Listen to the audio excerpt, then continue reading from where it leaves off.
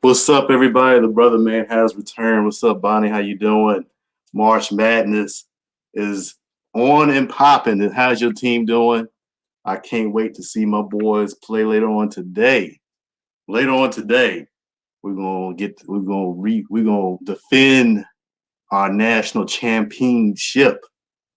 But anyway, I hope you're having a good afternoon today. You see in the title of the description, 22 ways you can improve your credit score. So I thought this was a very interesting article. I was reading through it the other day and felt it was very informative. A lot of things I've been trying to implement as a couple points that I'm going to fine tune and put into practice myself. But so let me go get here and start it with the first few of them. So, and if you hear me, hey, let me know in the comments. Hey, give me a 22 if you're watching this.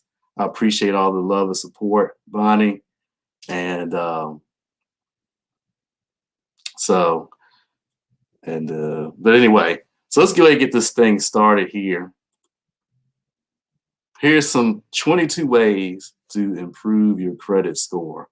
So the first 5. Let's go through these. I'm gonna go through them 5 at a time. Of course, the last little bit we'll have to do 6. With the first 5, keep track of your credit score. Get your credit score at least every 6 months. Start paying off your credit card debt. Pay off what you charge on your credit cards each month. Avoid charging any of your cards to the limit.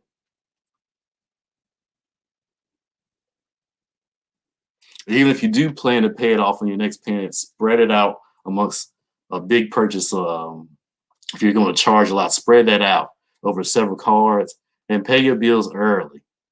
So let's go through those first 5. Some of the ones I particularly like. And hold on, I need to pull up my comments here. See who's watching today. But anyway, let's first 5. Keep track of your credit score and get it every 6 months. There's a lot of tools out there that you can keep track of your credit score. I know people use Credit Karma and stuff like that. They give you your Equifax and your TransUnion pretty much on as they update. But also too, you want to go into a service called MyFICO. And what I like about MyFICO is you see by the name, they give you your FICO score. And that's what most lenders are judging your credit worthiness by is your FICO score. And so you definitely want to get that complete picture of your credit score using all the tools that you can. But MyFICO is a tool that you can definitely use. You can pay for individual reports, or you can pay a monthly service for it. Either way works. But you want to do that every 6 months. That way you can keep track of your progress. You keep yourself in check, hold yourself accountable. So, and what I like about my FICO is I didn't realize this. Your FICO score is broken down into a bunch of different scores. That's what I learned from the My FICO service. It's so you may have a one score. I know they got one score based on the auto lenders use, and then like the housing lenders may use a different version of FICO. And so when you go into that, you can kind of see what you're ready for. You might be a little more prepared to buy a house than you thought. And another thing about that service too, it'll give you an idea of how much you might pay in interest based upon your FICO score. So you definitely want to keep track of that every 6 months. Obviously, you want to pay down your credit card debt. That's what the next three items are talking about, is keeping low utilization. You want to keep that low below 10%, no more than 30. You definitely don't want to go above 30% utilization, because once you start doing that, your credit score will start to drop, especially if you max the thing out and you don't pay it down. Yes, your credit score will drop tremendously if you max out any of your cards, if you start going above 30%. So that's why they say start paying down your credit card debt. Let's see here. Paying off what you charge per month. That way you keep your utilization low, and you also keep utilization up. You spread your purchases across several cards. That way you don't have this one card with this big, huge, low utilization, because they will report back to your credit bureaus, and then, like I said, that could affect your score. So that's 1 through 5. Any of that making sense to you guys? Trying to see who's watching us right now. What's up, Anthony? How you doing? Tasha Law, Brianna. I appreciate you tuning in today. So let's go on to 6 through 10.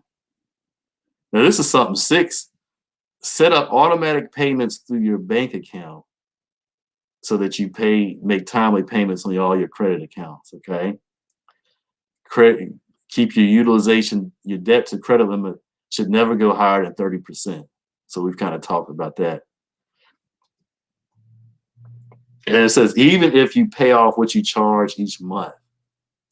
So, because what'll happen, they'll report that high utilization, and your credit will drop. So have errors on your credit report corrected. And see, that's one thing that I've been helping people. Me and my team have been helping to do, because we have a do-it-yourself online credit repair system that gives you all the resources, gives you all the training on how you can have errors and other negative items removed from your credit report. You can do it yourself. And that's something I've been showing people. And Bonnie, who was up here, she actually herself had several errors removed off a report. She actually had over $100,000 of student loan and medical collections removed off of her credit report using our online system. Request an increase in your credit card limits, and beware of balance transferring, especially to a card with a lower limit. So then again, these last two things with the limit, it's all about getting that utilization, keeping it below 30%. So if you increase your limits, you're obviously, as long as you control your spending, you will have a below 30% utilization. And if you do a balance transfer, you definitely don't want to send all your whole balance to another card, and the card has a lower limit than what you've got, because that thing gonna be maxed. It's gonna have a higher utilization or maxed out or whatever. So you might as well not even transfer that. You need to get that limit down. What's up, James? What's up, cuz? How you doing? Number 6 is interesting. Automatic payment. I personally don't like automatic payments, because they always come through whenever I don't like it to come through. But the nice thing about automatic payments is that it eliminates you from forgetting to make a payment. So especially if you're on vacation or you out of town, you're not thinking about that stuff. You're just thinking about the trip. So you can easily forget stuff. So that's the nice thing about automatic payments. That ain't my cup of tea, but I see why it's on this list. Let's go through 11 through 15. No, 11 through 16. Let's do that. Send a letter to your creditors requesting they re-age your account if you've paid at least 3 months on time and they're listing your account as delinquent. So this is called a goodwill letter. And our do-it-yourself credit repair system gives you goodwill letters. All you have to do is put your information in there and send it off. And that's the type of thing that you do. You send it off so that way they can pretty much remove those late payments off your credit report, because each time you have a late payment, it's hurting your credit score. If you're having trouble making your payments, talk to your lender. See, the point of that is to avoid having those late payments show up. And if you talk to your lender, just work something out, they won't put any late payments on your credit report. Avoid opening and closing several accounts at once. So what this is, okay, let me keep going before I start talking into that. Keep old credit card accounts open. Closing them will reduce your available credit amount, raise your debt to limit ratio, and take away positive points for having an aged account in good standing. Keep these aged accounts active by using them every few months. That's 14. 15, maintain a mix of installment loans and credit cards. All right. And get at least one of the 3 major credit cards: MasterCard, Visa, Discover, or Amex, and American Express. At least one of the 3. Okay, so let's talk about this. We talked about the goodwill letter and talking to your lender. Your accounts. You don't want to open a bunch of accounts, especially all within a short period of time, because every time you do an inquiry, that's, it's at least a point for each hard inquiry that you have on your account. So if you have a bunch of them, that's dinging your credit score down. And sometimes people, they'll look at how many inquiries you got and may be a little more hesitant to, if you're searching for a lot of credit, they'll be more hesitant to lend you something, because they're seeing you doing all these inquiries, so they get a little nervous about that.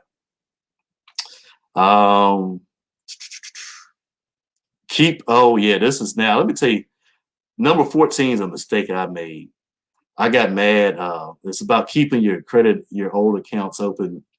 Now, I got mad at one of my credit cards because I think they sent my card to the wrong address, so they never sent the card. The thing expired, and they sent the card. I don't know if they ever sent it. They were taking their time sending the card, and I got PO'd at them and closed the account, dummy. And what they ended up doing, I had that card for over 10 years. And, all that credit history vanished once I did that. And so that's what this is talking about. So even if you have the thing paid off, just every now and then buy some gas or buy some dinner or something with it and pay it off in the same month, just to keep that thing active so they can keep reporting stuff. And keep reporting stuff, because what I'm saying, the credit cards, that's a quick way to get build up some good credit history. That's why you're recommended to get at least one of the major credit cards.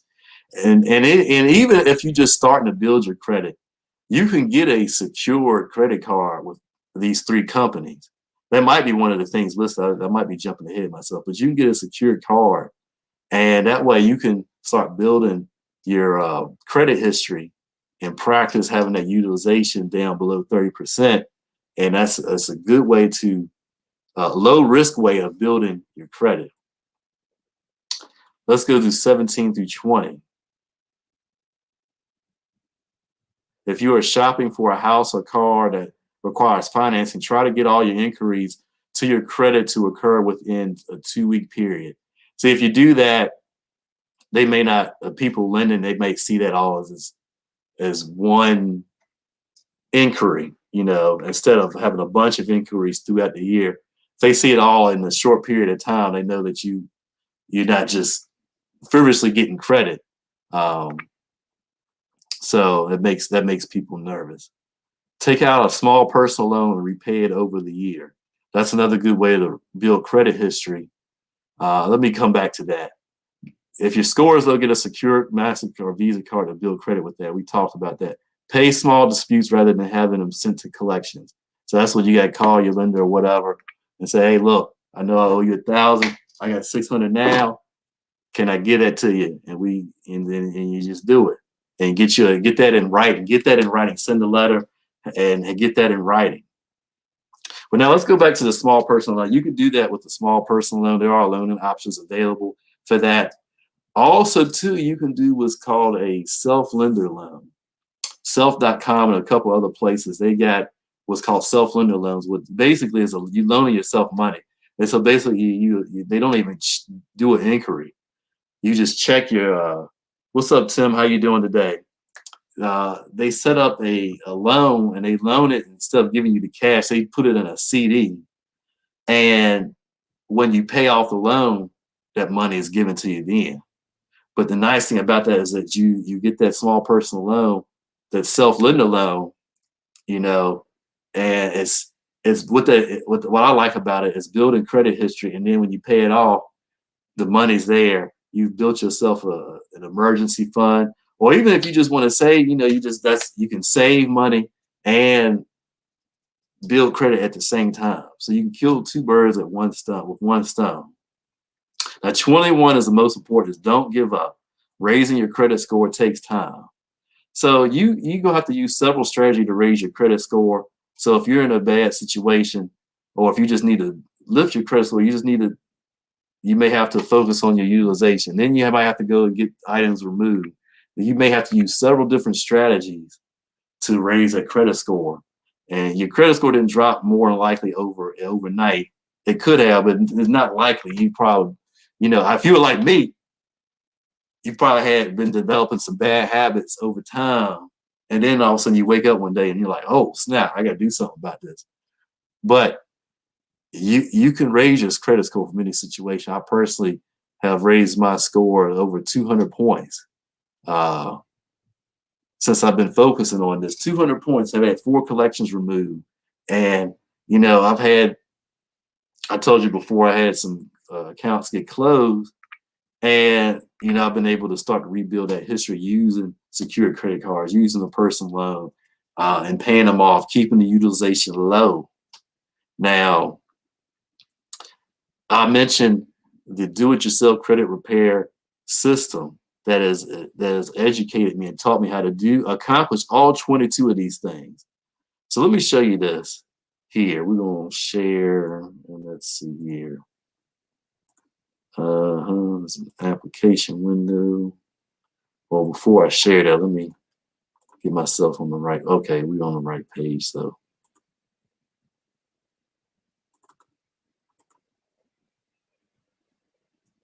Oh, there's the button I'm looking for. There we go.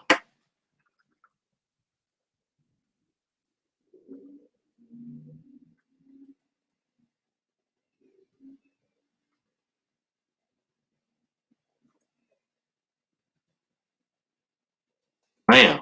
All right, so let's go ahead and share the screen.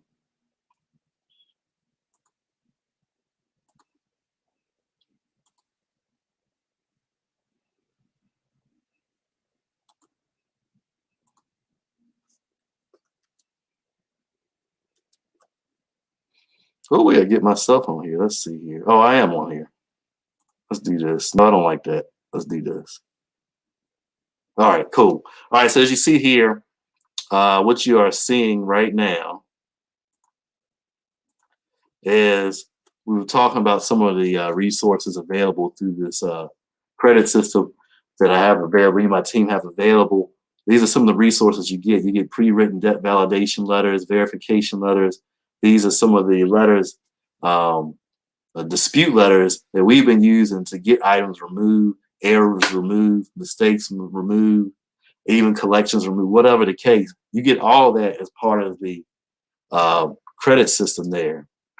And if you you get education on how to lower your credit utilization.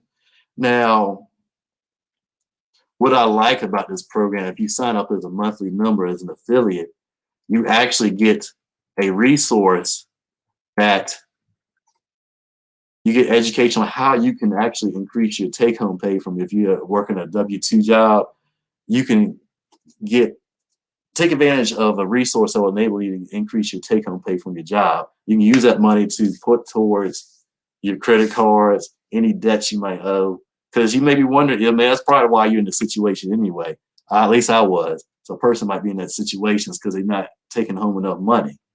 Well, let's show you a way how to do that. And that's and the affiliate access to this membership gives you a way to give yourself a pay raise at your job. But anyway, we're going to talk about this credit system here. What you get is 26 do-it-yourself videos, 4 rounds of dispute letters, income shifting strategy. That's what I was talking about. Debt elimination software. And what that does is it allows you to put all your debts on the one little thing, and it gives you a game plan on if you pay this amount of money extra, it'll calculate how soon you can be out of debt. Reestablish credit sources. Now, this credit system you can sign up for it if you just want to use it for yourself. It's $89.95 one time. You get a year's access to the course. Also, but you can do so as an affiliate, and that will enable you to make money while fixing your credit, because you can use the same credit system. But if you know other people that looking to improve your credit, you just share the opportunity. You share your own testimony with them, and when they sign up for it, you get commissions for it. You get overrides, so you can earn up to $35 on every time somebody signs up for the credit system as a student, as you will. Or if they do the affiliate membership, you can earn up to $70 in personal membership sales. You can make anywhere from $4 up to $12 on team sales, and you can make residual income of up to $18, over $18 a person for each monthly membership that you have. And when they pay a month, each one of your affiliates pays monthly, you can make up to $18.50 per person monthly. How much is it to start with the affiliate membership? It's $40 to start and $35 a month to maintain your enrollment. There's no contract or anything like that, but it's an incredible program. It's a program that I've been using, and like I said, it's enabled me to eliminate $14,000 worth of debt, eliminate 4 collections, and raise my credit score 200 points. So you definitely want to get started today. Hope this list helps you out. I found it helpful. And let me see if we got anybody else in the comments. What's up, Lorraine? How you doing? Tim Johnson, what's up? Thanks for tuning in.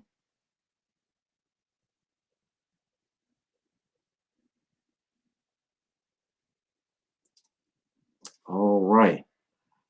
So let's go ahead. Hope that list helps you. And if you're looking for, and like I said, if we've talked about this credit system before, hey, get in touch with me. Go to the link in the bio in the description, and get started today. If you have any other questions, message me, and I'll be glad to reach out to you and get those questions answered. But anyway, hope you guys have a good weekend, and I will holler at y'all later. Nia Tima, what's up? How you doing today?